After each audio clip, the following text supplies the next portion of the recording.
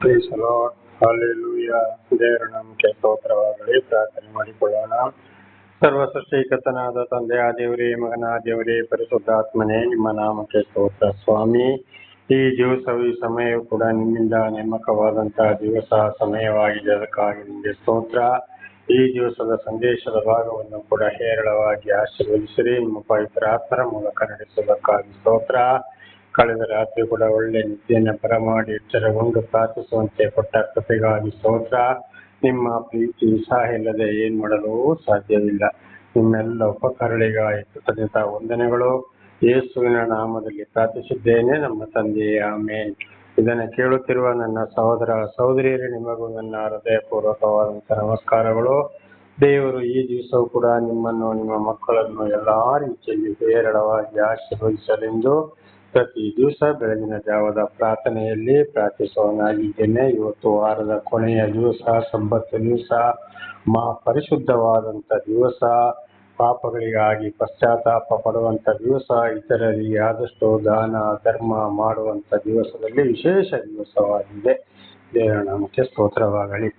ಈ ದಿವಸದ ಸಂದೇಶದ ಭಾಗವು ಕೀರ್ತನೆಗಳು 71-23 ಕೀರ್ತನೆಗಳು 71-23. ನನ್ನ ತುಟಿಗಳು ನೀನು ರಕ್ಷಿಸಿದ ನನ್ನ ಪ್ರಾಣವು ನಿನ್ನನ್ನು ಹಾಡಿ ಹರಸುವು. ದಾವೀದರಸರು ಏನ್ ಮಾಡಿದ್ದಾರೆ ನೋಡಿ. ನನಗೆ ತುಟಿ ಕೊಟ್ಟಿದ್ದು, ಬಾಯಿ ಕೊಟ್ಟಿದ್ದು ಎಲ್ಲವೂ ನೀನೇ, ಅಂದ್ರೆ ನಿನ್ನನ್ನು ಹಾಡಿ ಹರಸ್ತೇನೆಪ್ಪ ನಾನು ಅಂತೇಳಿ. ಇದು ನಮ್ಮ ಜೀವಿತಕ್ಕೆ ಕೂಡ ನಮಗೆ ತುಟಿ, ಬಾಯಿ, ಶರೀರದ ಪ್ರತಿ ಒಂದು ಅಂಗಾಂಗಗಳು ಕೂಡ ಯಾರಿಂದ ಬಂತು? ದೇವರಿಂದಲೇ ಬಂತು. ಆಗ ದೇವರು ನಮ್ಮ ಜೀವಿತದಲ್ಲಿ ಮಾಡಿದ ಕಾರ್ಯಗಳನ್ನು ನೆನೆಸಿಕೊಂಡು ನಾವು ದೇವರಿಗೊಂದು ಕೃತಜ್ಞತೆಯ ವಂದನೆಗಳನ್ನು ಸಲ್ಲಿಸಬೇಕು, ಹಾಡಿ ಹರಸಬೇಕು, ಕೊಂಡಾಡಬೇಕು. ನಮ್ಮ ಜೀವಿತದಲ್ಲಿ ದೇವರು ಮಾಡಿದ ಕಾರ್ಯಗಳನ್ನು ಇತರರಿಗೆ ನಾವು ಸಾಕ್ಷಿಗಳಾಗಿ ಕೂಡ ನುಡಿಯಬೇಕು. ದೇವರ ನಾಮಕ್ಕೆ ಸ್ತೋತ್ರ. 24ನೇ ವಚನ, 71-24. ನನ್ನ ಕೇಡಿಗೆ ಪ್ರಯತ್ನಿಸಿದವರು ಆಶಾಭಂಗಪಟ್ಟು ಅಪಮಾನ ಹೊಂದಿದ್ದಾರೆ. ನೋಡಿ, ದಾವೀದರಸರನ್ನು ದೇವರು ಆರಿಸಿಕೊಂಡು ಬಹಳ ಕಾರ್ಯಗಳನ್ನ ಮಾಡಿದಾಗ ಇತರರಿಗೆ ಅದನ್ನು ಸಹಿಸಿಕೊಳ್ಳಲು ಆಗಲಿಲ್ಲ. ಆದರೆ ಅವರಿಗೆ ಬಹಳ ಕೇಡನ್ನ ಉಂಟು ಮಾಡಬೇಕು ಅಂತ ನೋಡಿದ್ರು. ಸ್ವಂತ ಮಗನೇ, ಸಂಡತಿ, ಅಪ್ಪನೇ, ಮಾವನೇ, ಇತರ ಪ್ರಜೆಗಳು ಕೂಡ. ಆದರೆ ಏನ್ ಮಾಡಿದ್ರು? ಬಹಳ ಅಪಮಾನ ಹೊಂದಿದರು. ಹಾಗೆ ಇವತ್ತು ದೇವರು ಯಾರನ್ನು ಆದುಕೊಳ್ತಾರೋ, ಯಾರು ದೇವರ ಸುವಾರ್ತೆಗಾಗಿ, ನಾನಾ ರೀತಿಯ ಸೇವೆಗಾಗಿ ಆರಿಸಿಕೊಳ್ತಾರೋ, ಅವರಿಗೆ ಯಾರು ಅಪಮಾನ ಮಾಡ್ತಾರ, ಕೇಡು ಬಗೀತಾರ, ನಾನಾ ರೀತಿ ತೊಂದರೆಯನ್ನ ಮಾಡ್ತಾರೋ, ಅವರು ಖಂಡಿತವಾಗಿ ದೇವರಂತವರಿಗೆ ಶಿಕ್ಷೆಯನ್ನ ಕೊಡುತ್ತಾರೆ. ಇದು ಅನೇಕ ನಡೆದು ಹೋಗಿದೆ, ಈಗಲೂ ನಡೀತಿದೆ. ವಿಶೇಷವಾಗಿ ನನ್ನ ಜೀವಿತದಲ್ಲಿ ಕೂಡ ದೇವರನ್ನು ಅರಿಯೋದಕ್ಕಿಂತ ಮೊದಲೇ, ನನ್ನ ಸಣ್ಣ ಪ್ರಾಯದಿಂದಲೇ, ಜ್ಞಾನ ಬಂದಲಿಂದಲೇ ಅಥವಾ ನನ್ನ ಯೌವನ ಪ್ರಾಯದಿಂದಲೇ ಯಾರು ನನಗೆ ತೊಂದರೆ ಮಾಡಲು ಬಂದರೂ ನನಗೆ ಆಗ್ಲಿ ಕಂಡಾಗಿ ಹೇಳುವಂಥದ್ದು, ಇದ್ದಾಗಿ ಹೇಳುವಂಥದ್ದು, ಖಂಡಿಸುವಂಥದ್ದು, ಗದರಿಸುವಂಥದ್ದು. ಆಗ್ಲೇ ನನ್ನ ತಾಯಿ ಕೂಡ ನನಗೆ ಬಹಳ ಜೋರು ಮಾಡ್ತಾ ಇದ್ರು. ನೀನು ಯಾಕೆ ಹೀಗೆ ಮಾಡ್ತೀಯಪ್ಪ ಅಂತ ಬಹಳ ಜನ ಹೇಳ್ತಾ ಇದ್ರು. ಅವನ್ನ ಯಾರು ಎಲ್ಲಿ ಹೊಡೆದುಕೊಳ್ತಾರೋ, ಕೈಕಾಲು ಮುರಿತಾರೋ ಗೊತ್ತಿಲ್ಲ. ಬಹಳ ಉರಿ ಬರ್ತಾನೆ ಅಂತೇಳಿ ಕಡೆಗೆ ಅವರಿಗೆ ಬಂದಂತ ಶಿಕ್ಷೆಯನ್ನ ಕಣ್ಣಾರೆ ಕಾಣುವಂತೆ, ಕಿವಿಯಾರೆ ಕೇಳುವಂತೆ, ದೇವರು ನಾವು ರಕ್ಷಣೆ ಹೊಂದುವುದಕ್ಕಿಂತ ಮೊದಲೇ, ದೇವರು ನನಗೆ ದರ್ಶನ ಕೊಡುವುದಕ್ಕಿಂತ ಮೊದಲೇ, ದೀಕ್ಷಾ ಸ್ಥಾನವನ್ನು ಅಂದ್ರೆ ಗಂಗಾ ಸ್ಥಾನವನ್ನು ಪಡೆಯೋದಕ್ಕಿಂತ ಮೊದಲೇ ತೋರಿಸಿಕೊಟ್ಟರು. ಅದು ಯಾವಾಗ ದೇವರ ದರ್ಶನವಾಯಿತು, ಆಮೇಲೆ ಎಲ್ಲ ಗ್ರಂಥಗಳನ್ನ ಓದಿಕೊಂಡು ತಿಳಿದುಕೊಂಡು ಬರಲು ಪ್ರಾರಂಭವಾಯಿತು. ವಿಶೇಷವಾಗಿ ಬೈಬಲ್ ಓದಿ ತಿಳಿದುಕೊಂಡು ಬರಲು ಪ್ರಾರಂಭವಾಯಿತು 40ನೇ ವರ್ಷದಿಂದ ಈ ಕಡೆಗೆ. ಆವಾಗ ಪ್ರತಿಯೊಂದು ಅರ್ಥ ಆಯಿತು. ದೇವರು ಮೊದಲೇ ನನ್ನ ಮೇಲೆ ಪ್ರೀತಿ ಇಟ್ಟಿದ್ದಾರೆ ಎಂಬುದಾಗಿ. ಅದು ದೇವರ ದರ್ಶನವಾದ ಮೇಲೆ, ವಿಶೇಷವಾಗಿ ಬೈಬಲ್ ಓದಿ ಎಲ್ಲ ಗ್ರಂಥಗಳನ್ನ ಓದಿಕೊಂಡು ಅಭ್ಯಾಸ ಮಾಡಲು ಪ್ರಾರಂಭ ಮಾಡಿದ ಮೇಲೆ, ನನಗೆ ಯಾರ್ಯಾರು ತೊಂದರೆ ಕೊಡಲು ಬಂದ್ರು ಅವರಿಗೆ ನನ್ನ ಕಣ್ಣೆದುರಿಗೆ ಶಿಕ್ಷೆ ಬರಲು ಪ್ರಾರಂಭವಾಯಿತು. ಕಣ್ಣೆದುರಿಗೆ ಬರದಿದ್ರು, ಕಣ್ಣಾರೆ ಕಾಣ್ತೀಯ, ಕಿವಿಯಾರೆ ಕೇಳ್ತೀಯ ಅಂತ ಬಹಳ ದೂರದಲ್ಲಿದ್ರು, ಕಿವಿಯಾರೆ ಕೇಳುವಂತ ಪರಿಸ್ಥಿತಿ ಕೂಡ ಬಂದು ಹೋಯಿತು. ಕೆಲವೊಂದು ವಿಷಯ ಕಣ್ಣಲ್ಲೇ ಕಾಣುವಂತಾಯ್ತು. ಅನೇಕರು ಈ ಭೂಲೋಕವನ್ನೇ ಬಿಟ್ಟು ಹೋದರು. ಆದರೆ ದೇವರು ನನಗೆ 72ನೇ ವಯಸ್ಸು ನಡೀತಾ ಇರೋದು. ಆದರೆ ದೇವರು ನನ್ನನ್ನು ಇವತ್ತು ಕೂಡ ಚೆನ್ನಾಗಿ ನಡೆಸ್ತಾ ಇದ್ದಾರೆ. ದೇವರ ನಾಮಕ್ಕೆ ಸ್ತೋತ್ರ. ಹಾಗೆ ಯಾರ್ಯಾರು ತೊಂದರೆ ಮಾಡ್ತಾರೋ ಅವರಿಗೆ ಬರೋ ಶಿಕ್ಷೆ ಕಣ್ಣಾರೆ ಕಾಣುವಂತೆ, ಕಿವಿಯಾರೆ ಕೇಳುವಂತೆ ಮಾಡುತ್ತೇನೆ ಅಂತೇಳಿ ವಾಗ್ದಾನ ಮಾಡಿದ್ದಾರೆ. ಅದು ದೇವರು ಆದುಕೊಂಡವರ ಜೀವಿತದಲ್ಲಿ ನೆರವೇರುತ್ತದೆ. ದೇವರ ನಾಮಕ್ಕೆ ಸ್ತೋತ್ರವಾಗಲಿ. ನೆರವೇರಿದೆ, ಹಾಗೆ ಬಹಳ ಹೆಚ್ಚ. ದೇವರ ನಾಮಕ್ಕೆ ಸ್ತೋತ್ರ. ಆದುದರಿಂದ ನನ್ನ ನಾಲಿಗೆಯು ದಿನವೆಲ್ಲ ನಿನ್ನ ನೀತಿ ಸಾಧನೆಯನ್ನು ವರ್ಣಿಸುತ್ತಿರುವುದು.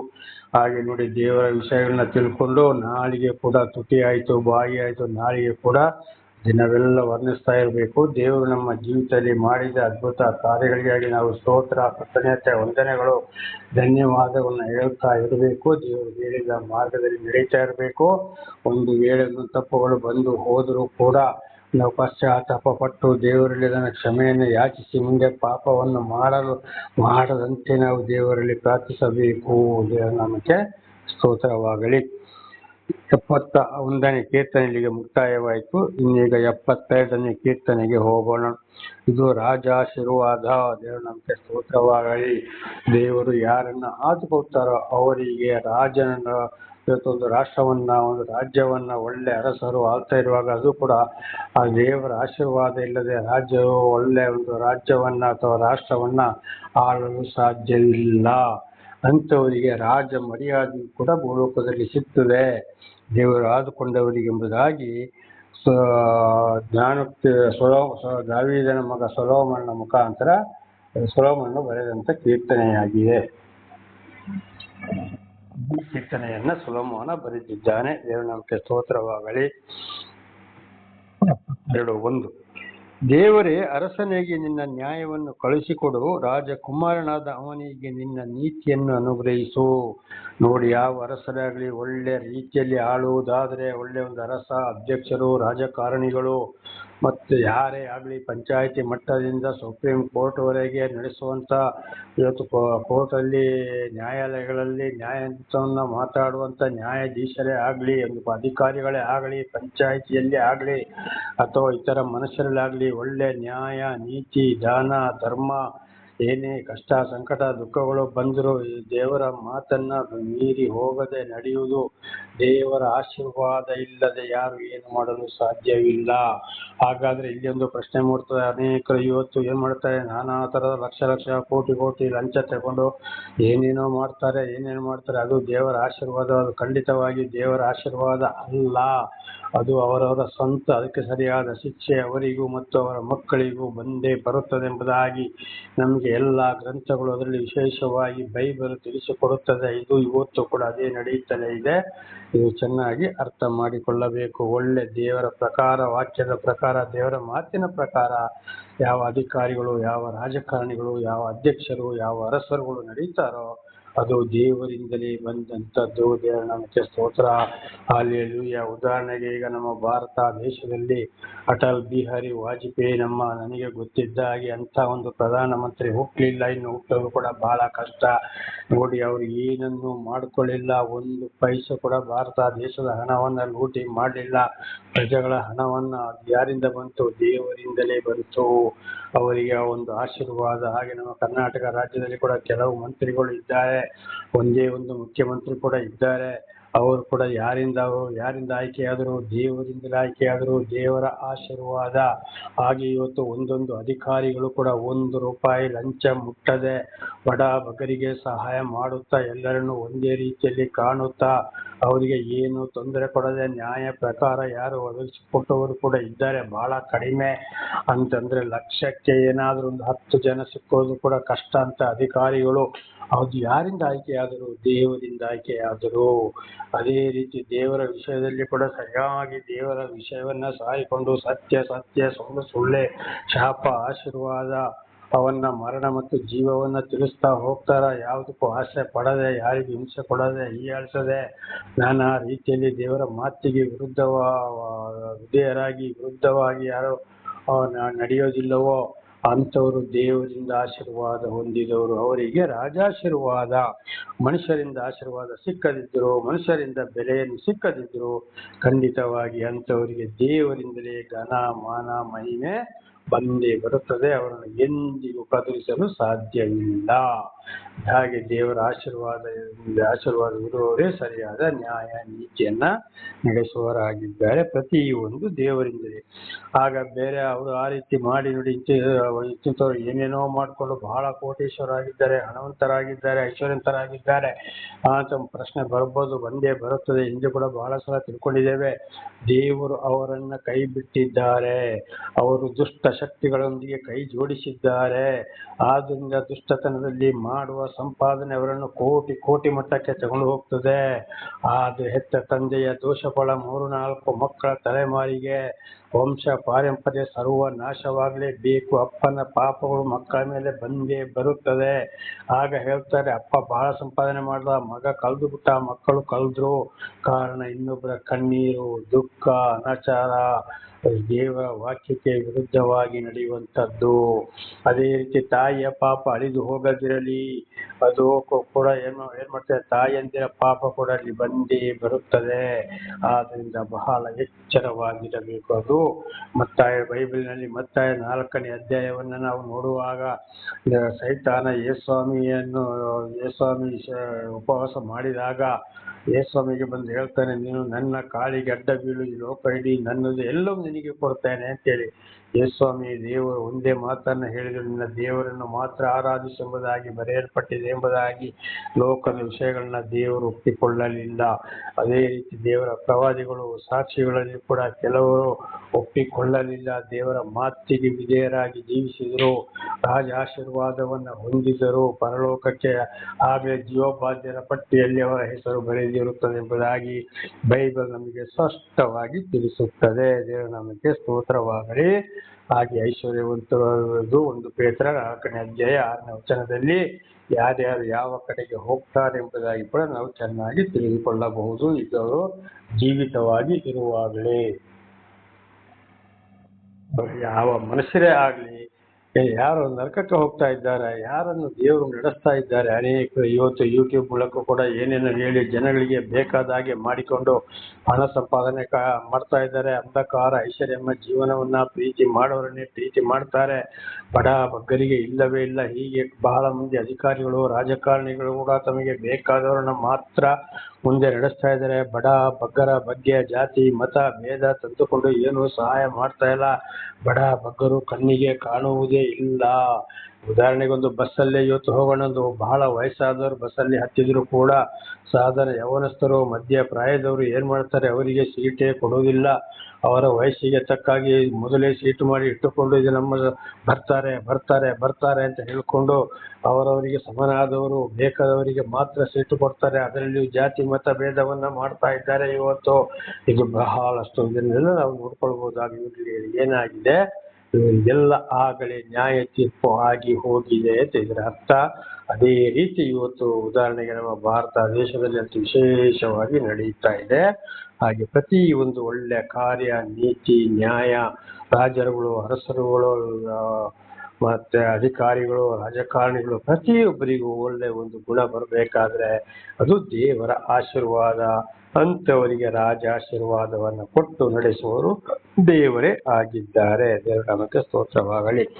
2:72 ಅವರು ನಿನ್ನ ಜನರಿಗೆ ನೀತಿಯಿಂದಲೂ ಕುಗ್ಗಿ ಹೋದ ನಿನ್ನವರಿಗೆ ನ್ಯಾಯವಾಗಿಯೂ ತೀರ್ಪು ಕೊಡಲಿ. ನೋಡಿ, ನಿನ್ನ ಜನರಿಗೆ, ದೇವರಿಂದ ಆದುಕೊಂಡವರಾಗ್ಲಿ, ದೇವರಿಂದ ಆದುಕೊಳ್ಳದವರೇ ಆಗ್ಲಿ, ಯಾರೇ ಆಗ್ಲಿ, ದೇವರು ಆರಿಸಿಕೊಂಡ ಪ್ರಜೆಗಳೋ ಆರಿಸಿಕೊಳ್ಳದ ಪ್ರಜೆಗಳೋ ಯಾರಿಗೆ ಆಗ್ಲಿ, ಈ ಸರಿಯಾದ ಒಂದು ನ್ಯಾಯ ತೀರ್ಪು ಕೊಡುವುದಾದ್ರೆ, ಒಳ್ಳೆ ಕೆಲಸವನ್ನ ಮಾಡುವುದಾದ್ರೆ ಅವರು ಏನ್ ಮಾಡ್ಬೇಕು, ದೇವರಿಂದ ಆಶೀರ್ವಾದ ಹೊಂದಿದವರು ಮಾತ್ರ.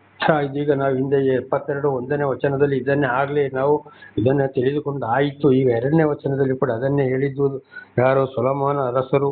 ಅವನು ನಿನ್ನ ಜನರಿಗೆ ನೀತಿಯಿಂದಲೂ ಕುಗ್ಗಿ ಹೋದ ನಿನ್ನವರಿಗೆ ನ್ಯಾಯವಾಗಿ ತೀರ್ಪು ಕೊಡಲಿ. ಸರಿಯಾಗಿ ಪ್ರಜೆಗಳನ್ನ ನಡೆಸುವ ಅಧಿಕಾರಿಗಳು, ರಾಜಕಾರಣಿಗಳು, ಅರಸರುಗಳು, ಅಧ್ಯಕ್ಷರುಗಳು ಯಾರಾಗಿದ್ದಾರೆ, ದೇವರಿಂದ ಆಶೀರ್ವಾದ ಹೊಂದಿದವರು ಎಲ್ಲರಿಗೂ ಸರಿಯಾದ ತೀರ್ಪನ್ನ ಕೊಟ್ಟು ಏಕಪಕ್ಷೀಯವಾಗಿ ನಡೆಸ್ತಾರೆ. ಇದರಲ್ಲಿ ತಿಳ್ಕೊಳ್ಬೇಕು, ಇವರು ಇಂಥವ್ರೆ ಅಂತ ಪ್ರತಿಯೊಬ್ಬರನ್ನು ಕೂಡ. 3:72 ಗುಡ್ಡ ದಿನ್ನೆಗಳೆಲ್ಲವೂ ನಿನ್ನ ಜನರಿಗೋಸ್ಕರ ನೀತಿಗನುಸಾರವಾಗಿ ಸುಕ್ಷೇಮವು ಫಲಿಸಲಿ. ಗುಡ್ಡ ದಿನ್ನೆಗಳು ನಿನ್ನ ಜನರಿಗೋಸ್ಕರ. ನೋಡಿ, ದೇವರ ವಾಕ್ಯಕ್ಕೆ ಸರಿಯಾಗಿ ವಿಧೇಯರಾಗಿ ನಡೆದ್ರೆ ಗುಡ್ಡ ದಿನ್ನೆಗಳಲ್ಲಿ ಮಳೆ ಬರ್ತದೆ, ಬೆಳೆ ಬರ್ತದೆ. ಪ್ರತಿ ಒಂದು ಅಲ್ಲಿ ಫಲ ಫಸಲುಗಳು, ಪ್ರಾಣಿ ಪಕ್ಷಿಗಳಿಗೆ ಹುಲ್ಲು ನೀರು ಸಿಕ್ಕುವಂಥದ್ದು. ಇವತ್ತು ಭೂಲೋಕದಲ್ಲಿ ನಾನಾ ರೀತಿ ಮಳೆ ಕಡಿಮೆ, ಮನುಷ್ಯರಿಗೂ ಪ್ರಾಣಿ ಪಕ್ಷಿಗಳಿಗೂ ಆಹಾರ ಹುಲ್ಲು ನೀರು ಬಹಳ ಆಕಾರವಾಗಿದ್ದು ಪ್ರತಿಯೊಬ್ಬರಿಗೂ ಗೊತ್ತಿದೆ. ಒಂದೊಂದು ಕಡೆಗೆ ಮಳೆ ಹೊಡೆದೇ ಇವತ್ತು ನಾಶ ಮಾಡ್ತಾ ಇದೆ, ಬಿಸಿಲಿಂದಲೇ ನಾಶವಾಗ್ತಾ ಇದೆ. ಇದೆಲ್ಲ ದೇವರ ಕೋಪವಾಗಿದೆ. ಆವಾಗ ಸರಿಯಾಗಿ ಇವತ್ತು ಮಳೆ ಬೆಳೆ ಗುಡ್ಡೆ ದಿನ್ನೆಗಳು ಬೆಳೆ ಕೊಡುವಂಥದ್ದು ಇದು ಯಾರ್ದಾಗಿದೆ, ಅದು ಕೂಡ ದೇವರ ಆಶೀರ್ವಾದ ಇಲ್ಲದೆ ಏನ್ ಮಾಡಲು ಸಾಧ್ಯವಿಲ್ಲ. ದೇವರ ನಾಮಕ್ಕೆ ಸ್ತೋತ್ರವಾಗಲಿ. 4ನೇ ವಚನ, ಅವನು ಬಡವರ ನ್ಯಾಯವನ್ನ ಸ್ಥಾಪಿಸಲಿ. ನೋಡಿ, ಬಡ ಬಗ್ಗರ ಏನು ಇಲ್ಲದಿರ್ಬೋದು, ಯಾವ ಜಾತಿ ನೀತಿ ಏನೇ ಇರ್ಬೋದು, ಎಷ್ಟೋ ಒಂದು ಹೀನ ಸ್ಥಿತಿಲಿರೋ ಬಡವನಾಗಿರ್ಬೋದು, ಕನಿಷ್ಠನಾಗಿರ್ಬೋದು, ಒಳ್ಳೆ ಒಂದು ಅಧಿಕಾರಿ ರಾಜಕಾರಣಿಗಳು ಅರಸರುಗಳು ಮತ್ತು ಅಧ್ಯಕ್ಷಗಳು ಏನ್ ಮಾಡ್ತಾರೆ, ಬಡವರ ಬಗ್ಗೆ ಕಾಳಜಿ ತೋರ್ತಾರೆ. ಹೀಗೆ ಬಡ ಬಗ್ಗರಗಳ ಬಗ್ಗೆ ಯಾರು ಕಾಳಜಿ ತೋರ್ತಾರೋ ಅವರು ದೇವರಿಂದ ಆಶೀರ್ವಾದ ಹೊಂದಿದವರು ಅಂತ ಇದರ ಅರ್ಥ. ಇದನ್ನು ನಾವು ಕೂಡ ಬಹಳ ನಾವು ತಿಳ್ಕೊಂಡಿದ್ದೇವೆ. ಭಿನ್ನ ಭೇದ ಜಾತಿ ಮತ ಭೇದ ಮಾಡಿಕೊಂಡು ಬಡ ಬಗ್ಗರ ಮೇಲೆ ಯಾರು ಕರುಣೆ ಇರ್ತಾರೋ ಖಂಡಿತವಾಗಿ ದೇವರಿಂದ ಆಶೀರ್ವಾದ ಹೊಂದಿದಿಲ್ಲ, ಅವರಿಗೂ ನ್ಯಾಯ ತೀರ್ಪು ಆಗಿ ಹೋಗಿದೆ ಅಂತ ಇದರ ಅರ್ಥ. ಬಡವರ ಮೇಲೆ ಕರುಣೆ ಯಾರಿಗೆ ಇರ್ತದೋ ಅವರು ದೇವರಿಂದ ಆಶೀರ್ವಾದ ಹೊಂದಿದವರು, ಪ್ರತಿಯೊಬ್ಬರು ಅವರು ರಾಜ ಆಶೀರ್ವಾದವನ್ನ ಪಡೆದವರಾಗಿದ್ದಾರೆ ಅಂತೇಳಿ ಸೊಲೊಮೋನನು ಬರೆದಿರುವುದು. ಅಪಾಯ ಹಣವನ್ನು ಕೂಡ ತಿಂದವರಲ್ಲ, ಎಲ್ಲರಿಗೂ ಒಂದಾಗಿ ನ್ಯಾಯವನ್ನ ಒದಗಿಸಿಕೊಟ್ಟು ಇವತ್ತಿನ ಭಾರತ ದೇಶದಲ್ಲಿ ಚತುಷ್ಪಾದ ರಸ್ತೆ ಅಂದ್ರೆ ಒಂದೇ ಕಡೆಗೆ 2 3 ವಾಹನಗಳು ಹೋಗುವುದು ಬರುವುದು ಇದ್ದ ರಸ್ತೆ ಎಲ್ಲ ಇವತ್ತು ಕೂಡ ಆಗ್ತಾ ಇದೆ. ಅಂದ್ರೆ ಅವರು ಅಟಲ್ ಬಿಹಾರಿ ವಾಜಪೇಯಿ ಅವರು ಪ್ರಧಾನಮಂತ್ರಿ ಆಗಿದ್ದಾಗ ಅದಕ್ಕೆ ಎಷ್ಟೋ ಕೋಟಿ ಹಣವನ್ನ ತೆಗೆದಿಟ್ಟರು ರಸ್ತೆ ಉದ್ಧಾರಕ್ಕಾಗಿ, ಜನಗಳ ಉದ್ಧಾರಕ್ಕಾಗಿ. ಅದುವೇ ಇವತ್ತು ನಡೀತಾ ಇರೋದು. ಆದ್ರೆ ಇವತ್ತಿನವ್ರು ಏನ್ ಹೇಳ್ತಾರೆ, ನಾನ್ ಮಾಡಿದೆ. ಇದೆಲ್ಲ ಪಕ್ಕಾ ಸುಳ್ಳು. ದೇವರ ನಾಮಕ್ಕೆ ಸ್ತೋತ್ರವಾಗಲಿ. ಹಲ್ಲೆಲೂಯಾ. ಆದ್ರೆ ಈಗಿನವ್ರು ಏನ್ ಮಾಡ್ತಾ ಇದ್ದಾರೆ, ಅದು ಒಂದೊಂದು ಕಡೆಗೆ ಒಂದೊಂದು ಜಿಲ್ಲೆಗೆ ತಾಲೂಕಿಗೆ ರಾಜ್ಯಕ್ಕೆ ಅಂತೇಳಿ ಸೀಮಿತವಾದದನ್ನ ಈಗಿನ ರಾಜಕಾರಣಿಗಳು ತಗೊಂಡೋಗಿ ಅವರವರಿಗೆ ಎಲ್ಲೆಲ್ಲಿ ಬೇಕೋ ಅವರವರ ಸ್ವಂತದವರಿಗೆ ಅವರವರ ಸ್ನೇಹಿತರಿಗೆ ಎಲ್ಲೆಲ್ಲಿಗೆ ಹೋಗ್ಬೇಕು ಅಲ್ಲೆಲ್ಲಿ ತಗೊಂಡೋಗಿ ಹಾಕ್ತಾ ಇದ್ದಾರೆ. ಇವತ್ತಿನವರು ಮಾಡ್ತಾ ಇರೋದು ಅದು. ಆದ್ರೆ ಒಳ್ಳೆ ರಾಜಕಾರಣಿಗಳಂದ್ರೆ ಅವರಾಗಿ ನೋಡಿ, ಉದಾಹರಣೆಗೆ ಅದು ಕೂಡ ಎಷ್ಟೋ ತಿಂಗಳಲ್ಲಿ ಭಾರತ ದೇಶದ ಸಾಲವನ್ನ ಮುಗಿಸಿ ಹೊರ ದೇಶದವರಿಗೆ ಅಟಲ್ ಬಿಹಾರಿ ಅವರು ಸಾಲ ಕೊಟ್ಟು ನಮ್ಮ ಭಾರತ ದೇಶದ ಸಾಲವನ್ನ ಮುಗಿಸಿ, ಹಾಗಾದ್ರೆ ಮೇಲೆ ಇವತ್ತು ಎಷ್ಟು ಸಾಲವಾಗಿದೆ. ಇದು ರಾಜಕಾರಣ ನಮಗೆ ಬೇಕಾಗಿಲ್ಲ, ನಾವು ದೇವರ ವಿಷಯದಲ್ಲಿ ಹೋಗ್ಬೇಕು. ಆದ್ರೆ ರಾಜ್ಯ ಆಶೀರ್ವಾದ ಹೊಂದಿದವರು ಹೇಗಿರ್ತಾರೆ ಅಂತ ನಾವು ತಿಳ್ಕೊಳ್ಬೇಕಾಗ್ತದೆ. ಪಂಚಾಯತಿ ಮಟ್ಟದಲ್ಲಿ ಕೂಡ ಏನಾಗ್ತದೆ, ಒಳ್ಳೆ ಒಂದು ಪಂಚಾಯತಿ ಮೆಂಬರ್ ಆದ್ರೆ ರಸ್ತೆಗಳು ಬಡವರ ಮೇಲೆ ಕನಿಕರ ತೋರ್ತಾರೆ. ಎಲ್ಲಿ ಬೀದಿ ದೀಪ ಇಲ್ವೋ, ಎಲ್ಲಿ ರಸ್ತೆ ಇಲ್ವೋ, ಯಾರಿಗೆ ಬೋರ್ವೆಲ್ಗಳು ಇಲ್ವೋ, ಯಾರಿಗೆ ಮನೆ ಇಲ್ವೋ, ಮದುವೆ ಮಾಡಕ್ಕೆ ದುಡ್ಡು ಇಲ್ವೋ, ಆಸ್ಪತ್ರೆಗಳಿಗೆ ದುಡ್ಡು ಇಲ್ವೋ, ಇಂಥದಕ್ಕೆಲ್ಲದಕ್ಕೂ ಕೊಡುತ್ತಾ ಸಾಕು ಬರ್ತಾರೆ. ಇದರಲ್ಲಿ ನಾವು ನೋಡಿ ತಿಳ್ಕೊಳ್ಬೇಕು, ರಾಜ ಆಶೀರ್ವಾದವನ್ನು ಹೊಂದಿದವರು ಎಂಬುದಾಗಿ ಅಂಥವರನ್ನ ಖಂಡಿಸಲಿ ಅಂತ. ಹಾಗೆ ಅಂಥವರಿಗಾಗಿ ಇವತ್ತು ವಿರೋಧವಾಗಿ ನಡೆಯವರಿಗಾಗಿ ನಾವು ದೇವರಲ್ಲಿ ಪ್ರಾರ್ಥಿಸಬೇಕು ಅಂತ ಇದರ ಅರ್ಥ. 5ನೇ ವಚನ 72:5, ಆ ಚಂದ್ರಾರ್ಕವಾಗಿ ತಲಾಂತರಗಳೆಲ್ಲ ನಿನಗೆ ಭಯಪಡಲಿ. ನೋಡಿ, ಪ್ರಜಾಹಿಂಸೆಗಳನ್ನು ಖಂಡಿಸಲಿ. ಆಗ ಅವರು ಒಬ್ಬರಿಗೆ ಶಿಕ್ಷೆ ಬಂದಾಗ ತಲಾಂತರದೆಲ್ಲ ವಿರುದ್ಧವಾಗಿ ನಡ್ಕೊಂಡ್ರೆ ಈ ರೀತಿ ಬರ್ತದಲ್ಲ ಅಂತ ಹೇಳಿ ಅವರು ಭಯಪಡ್ಲಿ. ಆ ರೀತಿ ನೀವು ಮಾಡುವಂತ ಅಂಥವರಿಗೋಸ್ಕರ, ವಿರೋಧಿಗಳಿಗೋಸ್ಕರ ನಾವು ಇವತ್ತು ದೇವರಲ್ಲಿ ಪ್ರಾರ್ಥಿಸಬೇಕು. 6ನೇ ವಚನ, ಹುಲ್ಲು ಕೊಯ್ದ ಮೇಹುಗಾಡಿನ ಮೇಲೆ ಸುರಿಯುವ ವೃಷ್ಟಿಯಂತೆಯೂ ಭೂಮಿಯನ್ನು ನೆನೆಸುವ ಹದ ಮಳೆಯಂತೆಯೂ ಅವನು ಇರಲಿ. ನಮಗೆ ಸ್ತೋತ್ರವಾಗಲಿ. ಹುಲ್ಲು ಕೊಯ್ದ ಮೇಹುಗಾಡಿನ ಮೇಲೆ ಸುರಿಸುವ ವೃಷ್ಟಿಯಂತೆಯೂ ಭೂಮಿಯನ್ನು ನೆನೆಸುವ ಹದ ಮಳೆಯಂತೆಯೂ ಅವನು ಇರಲಿ. ಯಾರು ಈ ಅನಾಚಾರ ಅನ್ಯಾಯ ಮಾಡಿದವರು ಅವರು ಸರಿಯಾಗಿ ಶಿಕ್ಷೆಯನ್ನ ಹೊಂದಿ ದೇವರ ಮಾರ್ಗದಲ್ಲಿ ನಡೆಯುವಂತಾಗಲಿ. ಮುಂದೆ ಅಂತಹ ತಪ್ಪುಗಳನ್ನ ಮಾಡದೆ ಹೋಗಲಿ. ಎಲ್ಲರನ್ನು ಏಕಪಕ್ಷೀಯವಾಗಿ ನೋಡಿ ದೇವರ ಮಾರ್ಗದಲ್ಲಿ ಅಧಿಕಾರವನ್ನು ನಡೆಸುವಂತಾಗಲಿ. ಅಂಥವರಿಗೋಸ್ಕರ, ಈ ಪ್ರಜಾ ಹಿಂಸರಿಗೋಸ್ಕರ ಪ್ರಾರ್ಥಿಸಿ ಅವರನ್ನ ಈ ರೀತಿ ಮಾಡಪ್ಪ, ಅವರ ಮಾರ್ಗವನ್ನೇ ಬದಲಾಯಿಸು, ಅವರ ಗರ್ವ ಅಹಂಕಾರ ಹಠ ಮರಿತನದ ಹಿಂಸೆ ಕೊಡುವುದನ್ನ ನಿಲ್ಲಿಸು, ಇವತ್ತು ಇಡೀ ಸರ್ಕಾರವನ್ನು ಕೊಳ್ಳೆ ಹೊಡೆಯುವಂತ ನಿಲ್ಲಿಸು ಎಂಬುದಾಗಿ ನಾವು ಪ್ರಾರ್ಥಿಸಬೇಕು ಅಂತ ಇದರ ಅರ್ಥವಾಗಿದೆ. 7ನೇ ವಚನ 72:7. ಅವನ ದಿವಸಗಳಲ್ಲಿ ನೀತಿ ವೃದ್ಧಿಯಾಗಲಿ, ಚಂದ್ರ ನಿಲ್ಲುವವರೆಗೂ ಪರಿಪೂರ್ಣ ಸೌಭಾಗ್ಯವಿರಲಿ. ಅವನು ಬದಲಾಗಲಿ, ಚಂದ್ರ ನಿಲ್ಲುವವರೆಗೂ ಅಂದ್ರೆ ಅವನ ನೀತಿ ಅಂದ್ರೆ ಅವನು ಭೂಲೋಕದಲ್ಲಿ ಇರುವಷ್ಟು ದಿವಸ, ಅವನ ಆಡಳಿತ ಇರುವಷ್ಟು ದಿವಸ ಕೂಡ ಅಲ್ಲಿ ಏನಾಗಿದೆ, ಸಂಪೂರ್ಣವಾಗಿ ಅವನ ನೀತಿಯು ಬದಲಾಗಲಿ, ಚಂದ್ರನಿರುವವರೆಗೆ ಪರಿಪೂರ್ಣ ಸೌಭಾಗ್ಯವಿರಲಿ. ದೇವರ ನಾಮಕ್ಕೆ ಸ್ತೋತ್ರವಾಗಲಿ. ಹಲ್ಲೆಲೂಯಾ. ಹಾಗೆ ತಂದೆಯ ದೇವರು ಮಗನಾದ ದೇವರಿಗೆ ಕೂಡ ಸೊಲೊಮೋನ ಏನ್ ಮಾಡಿದ್ರು, ಬರ್ತಾನೆ, ಬಂದು ಈ ರೀತಿಯಲ್ಲಿ ನಡೆಸ್ತಾನೆ, ಬಡ ಬಗ್ಗರನ್ನು ಒಂದೇ ರೀತಿಯಲ್ಲಿ ಕಾಣ್ತಾನೆ, ಬಡವರನ್ನ ಉದ್ಧರಿಸ್ತಾನೆ, ಅವನಲ್ಲಿ ಯಾವುದೇ ಭಿನ್ನ ಭೇದ ಇರುವುದಿಲ್ಲ, ಅವನ ಆಡಳಿತವು ಸದಾ ಕಾಲ ಇರಲಿ ಅಂತೇಳಿ ದೇವರಿಗೆ ಪ್ರಾರ್ಥಿಸಿದನ್ನ ನಾವು ಕಾಣಬಹುದು. ಅಂದ್ರೆ ಮಗನಾಗಿ ಬಂದ ದೇವರಿಗೆ, ತಂದೆಯಾದ ದೇವರಲ್ಲಿ ಪ್ರಾರ್ಥಿಸುವುದನ್ನ ಹಾಗೆ ಇವತ್ತು ನಾವು ಕೂಡ ಪ್ರಾರ್ಥಿಸಬೇಕು. ದೇವರೇ, ನಿನ್ನ ಮಗನ ಮುಖಾಂತರ ನಮ್ಮನ್ನು ರಕ್ಷಿಸಪ್ಪ, ಆಶೀರ್ವಾದ ಮಾಡು, ಮಗನಾದ ದೇವರ ಮುಖಾಂತರ ನಮ್ಮನ್ನು ನಡೆಸಪ್ಪ ಅಂತೇಳಿ ನಾವು ಕೂಡ ದೇವರಲ್ಲಿ, ನಾವು ತಂದೆಯಾದ ದೇವರಲ್ಲಿ ಪ್ರಾರ್ಥಿಸಬೇಕು. ನಮಗೆ ಸ್ತೋತ್ರವಾಗಲಿ. 8ನೇ ವಚನ. ಅವನು ಸಮುದ್ರದಿಂದ ಸಮುದ್ರದವರೆಗೂ, ಯೂಫ್ರೇಟಿಸ್ ನದಿಯಿಂದ ಭೂಮಿಯ ಕಟ್ಟ ಕಡೆಯವರೆಗೂ ಆಳಲಿ. ದೇವರ ನಮಗೆ ಸ್ತೋತ್ರ. ನಿಜವಾದ ನಾವಿಗೆ ಹಿಂದೆ ತಿಳ್ಕೊಂಡಿದ್ದು ಭೂಲೋಕದ ಅರಸರುಗಳು ರಾಜಾಶೀರ್ವಾದ, ಆದ್ರೆ ಈಗ ಇಲ್ಲಿ ಹೇಳುವ ಮಾತು ನೋಡಿದ್ರೆ, ಎಷ್ಟೋ ವರ್ಷಗಳ ಹಿಂದೆ ದೇವರ ಮನುಷ್ಯನ ಅವತಾರವೆತ್ತಿ ಬರಕ್ಕೆ ಮೊದಲೇ, ಅಂದ್ರೆ ಯೇಸು ಎಂಬ ನಾಮದಲ್ಲಿ ಬರಕ್ಕೆ ಮೊದಲೇ ಆ ಮಗನಾದ ದೇವರು ಕಟ್ಟ ಕಡೆಯವರಿಗೆ ಆಡಳಿತ ನಡೆಸಲಪ್ಪ, ಎಲ್ಲರನ್ನು ಆಶೀರ್ವಾದ ಹೊಂದಲಿ, ಬಡ ಬಗ್ಗರನ್ನು ತಿಪ್ಪೆಯಿಂದ ಎತ್ತಲಿ, ಅವರನ್ನು ಬಂಡೆಯ ಮೇಲೆ ನಿಲ್ಲಿಸಲಿ, ಉನ್ನತದಲ್ಲಿ ನಿಲ್ಲಿಸಲಿ ಅಂತ ಹೇಳಿ ಆ ರೀತಿ ಪ್ರಾರ್ಥಿಸಿದನು. ಯಾರೋ ಸೊಲೊಮೋನ ಅರಸನು ತಂದೆಯಾದ ದೇವರಲ್ಲಿ. ಹಾಗೆ ಇವತ್ತು ನಾವು ಕೂಡ ಅದಕ್ಕೆ ಪ್ರತಿಯೊಂದು ಪ್ರಾರ್ಥನೆಯನ್ನು ಯೇಸುವಿನ ನಾಮದಲ್ಲಿ ಪ್ರಾರ್ಥಿಸಿದ್ದೇನೆ ನಮ್ಮ ತಂದೆಯೇ ಅಂತ ನಮಗೆ ಬೈಬಲ್ ತಿಳಿಸುವಂಥದ್ದು ಅದುವೇ ಆಗಿದೆ. ಯೇಸು ಅಂದ್ರೆ ಏನು? ಜನರ ಪಾಪಗಳನ್ನ ಬಿಡುಗಡೆ ಮಾಡುವ ದೇವರು ಅಂತಿದೆ ಅರ್ಥವಾಗಿದೆ. ಅದು ನಮ್ಮ ಹಿಂದೂ ಸಂಸ್ಕೃತಿಗಳು ಪ್ರಜಾಪತಿ ಅಂದ್ರೆ ಮಾನವ ರಕ್ಷಕ ಅಂತ ನಾವಲ್ಲಿ ಕಾಣಬಹುದು ನಮ್ಮ ಸಂಸ್ಕೃತಿಯಲ್ಲಿ. ಹಾಗೆ ಇವತ್ತು ನಮಗೆ ರಕ್ಷಕನಾಗಿ ಕೊಟ್ಟಂತ ದೇವರಿಗೆ ನಾವು ತಂದೆಯಾದ ದೇವರಲ್ಲಿ ಪ್ರಾರ್ಥಿಸಬೇಕು. ದೇವರೇ, ನಿನ್ನ ಮಗನ ಮುಖಾಂತರ ನಮ್ಮನ್ನು ನಡೆಸಿದ್ಯಾ, ಇನ್ನು ಮುಂದೆ ನಡೆಸಪ್ಪ, ಈ ರೀತಿ ನಡೆಸು, ನಿನಗೆ ಸ್ತೋತ್ರ ಅಂತೇಳಿ ನಾವು ತಂದೆಯಾದ ದೇವರಲ್ಲಿ ಇವತ್ತು ಕೂಡ ಪ್ರಾರ್ಥಿಸಬೇಕು. ಇವತ್ತು ತಂದೆ ಮಗನಾದ ದೇವರು ಭೂಲೋಕದಿಂದ ಸತ್ತು ಸಮಾಧಿ ಒಳಗಿದ್ದು 3ನೇ ದಿವಸ ಪುನರುತ್ಥಾನಗೊಂಡು 40ನೇ ದಿವಸ ಪರಲೋಕಕ್ಕೆ ಏರಿ ಹೋಗಿ ತಂದೆಯಾದ ದೇವರ ಬಲ ಪಾರ್ಶ್ವದಲ್ಲಿ ಕುಳಿತುಕೊಂಡಿದ್ದಾರೆ ಅಂತ ಬೈಬಲ್ ನಮಗೆ ಸ್ಪಷ್ಟವಾಗಿ ತಿಳಿಸುತ್ತದೆ. ತಂದೆಯಾದ ದೇವರಲ್ಲಿ ನಮಗೆ ಮನವಿ ಮಾಡ್ತಾ ಇದ್ದಾರೆ ಅಂತೇಳಿ, ಹಾಗಂತ ಆ ದೇವರಿಗಾಗಿ ಕೂಡ ನಾವು ಪ್ರಾರ್ಥಿಸಬೇಕು. ದೇವರ ನಮಗೆ ಸ್ತೋತ್ರವಾಗಲಿ. ಹಲ್ಲೆಲೂಯಾ. ಆಮೇಲೆ 9ನೇ ವಚನ. ಅರಣ್ಯವಾಸಿಗಳು ಅವನಿಗೆ ಅಡ್ಡ ಬೀಳಲಿ, ಅವನ ವೈರಿಗಳು ಮಣ್ಣು ಮುಕ್ಕಲಿ. ಅರಣ್ಯವಾಸಿಗಳು ಅವನಿಗೆ ಅಡ್ಡ ಬೀಳಲಿ. ಇವತ್ತು ಮನೆ ಮಠಗಳು ಇಲ್ಲದ ಎಷ್ಟೋ ಜನ ಕಾಡಿನಲ್ಲಿ ಕೂಡ ವಾಸ ಮಾಡ್ತಾ ಇದ್ದಾರೆ.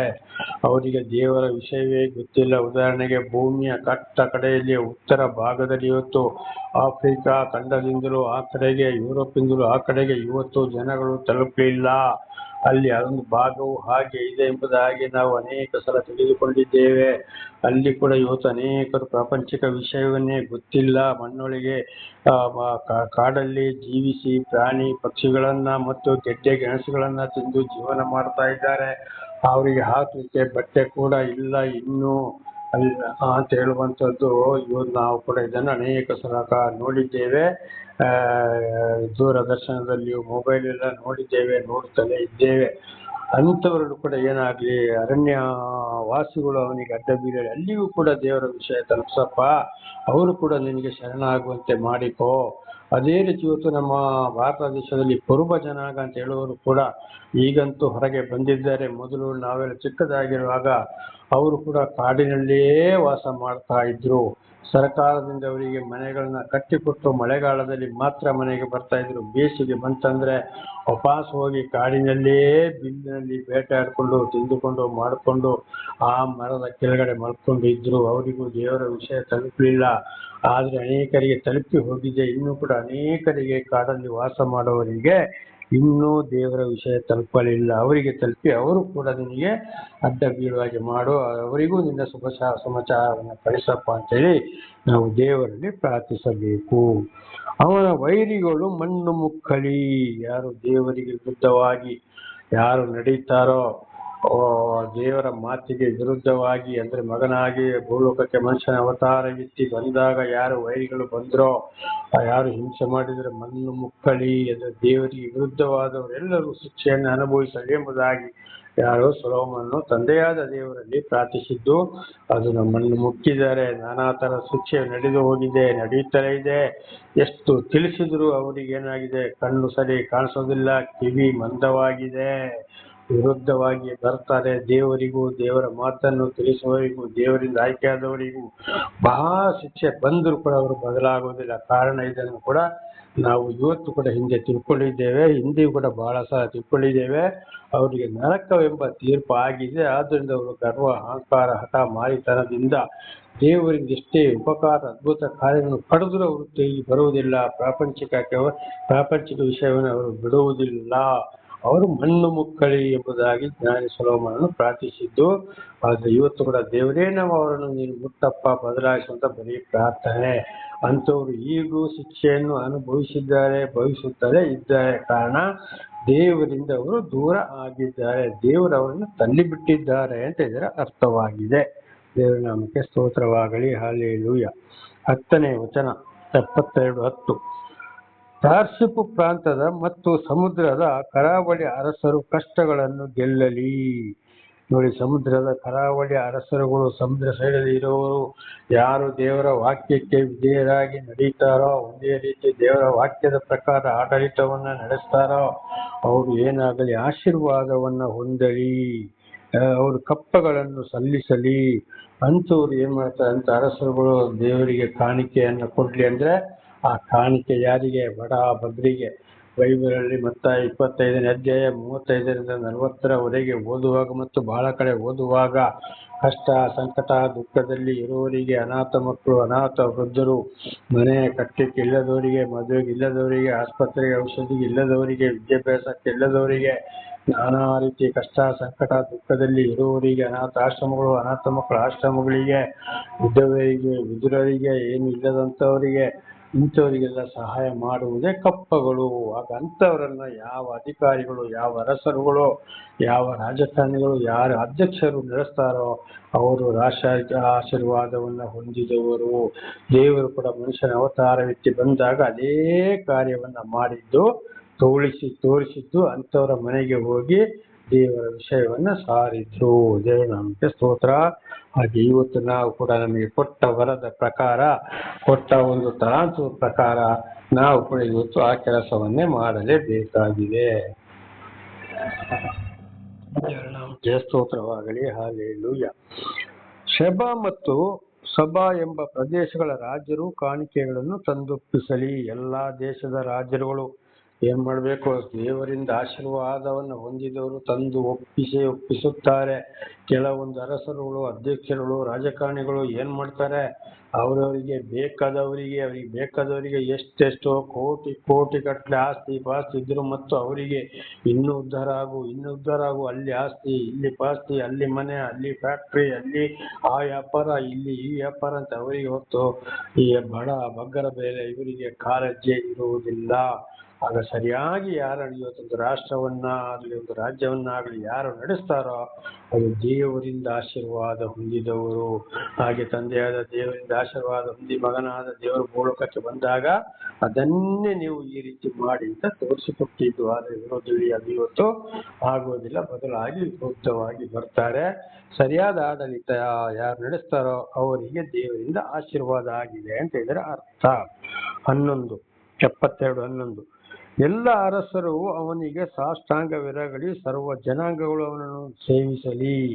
ನೋಡಿ, ಸರಿಯಾದ ಮೊದಲು ಅವರ ಹಠಮಾರಿತನದ ಅವರ ಸ್ವಂತ ಬುದ್ಧಿಯಿಂದ ಹೋದ್ರು. ತೀರ್ಪಿನ ದಿವಸ ಈಗಲೇ ತೀರ್ಪು ಭೂಲೋಕದಲ್ಲಿ ಇದೆ. ನಾನಾ ರೀತಿ ಕಷ್ಟ, ಸಂಕಟ, ದುಃಖಗಳು ಬಂದಾಗ ಅಡ್ಡ ಬೀಳಲೇಬೇಕು. ಅದುವೇ ನೋಡಿ, ಒಂದರಸನನ್ನು ಒಂದರಸಕೊಳ್ತಾನೆ, ಒಂದರಸನನ್ನು ಇನ್ನೊಂದರಸವನ್ನು ಎಲ್ಲಿ ಅಡಗಿದ್ರು ಕೂಡ ಮೇಲೆ ಬರ್ತಾರೆ, ಗುಂಡು ಹೊಡಿತಾರೆ, ಬಾಂಬ್ ಹಾಕ್ತಾರೆ, ಅವರನ್ನು ಸಾಯಿಸ್ತಾರೆ, ಒಂದು ಊರಿಂದ ಇನ್ನೊಂದೂರಿಗೆ ಹಿಡ್ಕೊಂಡು ಹೋಗ್ತಾರೆ, ಓಡಿಬಿಡ್ತಾರೆ. ಅವರ ದೇಶವನ್ನ, ರಾಷ್ಟ್ರವನ್ನೇ ಬಿಟ್ಟು ಇಲ್ಲಿ ವಿರೋಧಿಗಳು ಅವರು ಒಂದಲ್ಲ ಒಂದು ದಿವಸ ಈ ಅರಸರುಗಳು, ರಾಜ್ಯಗಳು ಕುಗ್ಗಿದವರು ಯಾರೇ ಆದರೂ ದೇವರ ನಾಮದ ಮುಂದೆ ಅಡ್ಡ ಬೀಳಲೇಬೇಕು. ಬೀಳದೆ ಹೋದರೆ ಖಂಡಿತವಾಗಿ ಶಿಕ್ಷೆಯನ್ನು ಅವರು ಅನುಭವಿಸದೇ ಇರಲು ಸಾಧ್ಯವಿಲ್ಲ. ಇವತ್ತು ಪ್ರತಿ ಒಂದು ಜನಾಂಗಗಳು, ಮನುಷ್ಯರೇ ಆಗಲಿ, ಅಧಿಕಾರಿಗಳೇ ಆಗಲಿ, ಅರಸರುಗಳೇ ಆಗಲಿ, ಯಾರೇ ಆಗಲಿ, ದೇವರ ವಿಷಯವನ್ನು ತಿಳಿಪಡಿಸ್ತಾರೆ. ಆಗ ವಿದ್ಯಾರಾಗದ ಹೋದ್ರೆ ಶಿಕ್ಷೆಯನ್ನು ಅನುಭವಿಸಲೇಬೇಕು. ನಾಳೆಗೂ ಮುಂದುವರಿಯುತ್ತದೆ. ಪ್ರಾರ್ಥನೆ ಮಾಡಿಕೊಳ್ಳೋಣ. ಸರ್ವ ಸೃಷ್ಟಿಕರ್ತನ ತಂದೆಯ ದೇವರೇ, ಮಗನ ದೇವರೇ, ಪರಿಶುದ್ಧಾತ್ಮನೇ, ನಿಮ್ಮ ನಾಮಕ್ಕೆ ಸ್ತೋತ್ರ ಸ್ವಾಮಿ. ಇವತ್ತಿನ ಒಂದು ಸಂದೇಶವನ್ನು ನನ್ನ ಸಹೋದರ ಸಹೋದರಿಯರಿಗೆ ಬಿಡಿಯಾಗಿ ನೀವು ತಿಳಿಯಪಡಿಸಿದ್ದೀರಿ. ಅವರು ಏನಾದರೂ ತಪ್ಪಿ ಹೋಗಿದ್ದರೆ ಅವರನ್ನು ಕ್ಷಮಿಸಿರಿ, ಆಶೀರ್ವದಿಸಿರಿ. ನಿಮ್ಮ ವಾಕ್ಯಕ್ಕೆ ವಿಧೇಯರಾಗಿ ಜೀವಿಸುವಂತೆ ಅವರನ್ನು ಆಶೀರ್ವದಿಸಿರಿ. ನಿಮ್ಮ ಪವಿತ್ರ ಆತ್ಮರ ಮೂಲಕ ನಡೆಸಿರಿ. ಅದಕ್ಕೆ ಬೇಕಾದ ವಿಶೇಷವಾದ ಜ್ಞಾನವನ್ನು ಕೊಟ್ಟು ಅವರಿಗೆ ನಡೆಸಿರಿ. ಅವರವರ ಮಕ್ಕಳಿಗೂ ತಿಳಿಸಿ ಅವರೆಲ್ಲರೂ ನಿಮ್ಮ ಸಾಕ್ಷಿಗಳಾಗುವಂತೆ ಮಾರ್ಪಡಿಸಿರಿ. ಹಾಗೆ ಮಾಡುವುದಕ್ಕಾಗಿ ಸ್ತೋತ್ರ. ಮತ್ತು ನಾನು ಕೂಡ ಹೆಚ್ಚೆಚ್ಚಾಗಿ ತಿಳಿದುಕೊಳ್ಳುವಂತೆ ನೀವು ಮಾಡಿದಕ್ಕಾಗಿ, ಮಾಡ್ತಾ ಇರುವುದಕ್ಕಾಗಿ ಸ್ತೋತ್ರ. ನಿಮ್ಮೆಲ್ಲ ಉಪಕಾರಗಳಿಗಾಗಿ ಕೃತಜ್ಞತಾ ವಂದನೆಗಳು. ಯೇಸುವಿನ ನಾಮದಲ್ಲಿ ಪ್ರಾರ್ಥಿಸಿದ್ದೇನೆ ನಮ್ಮ ತಂದೆಯೇ, ಆಮೇನ್. ಇದನ್ನು ಕೇಳುತ್ತಿರುವ ನನ್ನ ಸಹೋದರ ಸಹೋದರಿಯರೇ, ನಿಮಗೂ ನನ್ನ ಹೃದಯಪೂರ್ವಕವಾದ ಧನ್ಯವಾದಗಳು. ದೇವರು ನಿಮ್ಮನ್ನು, ನಿಮ್ಮ ಮಕ್ಕಳನ್ನು ಎಲ್ಲಾ ರೀತಿಯಲ್ಲಿ ಹೇರಳವಾಗಿ ಆಶೀರ್ವದಿಸಿ.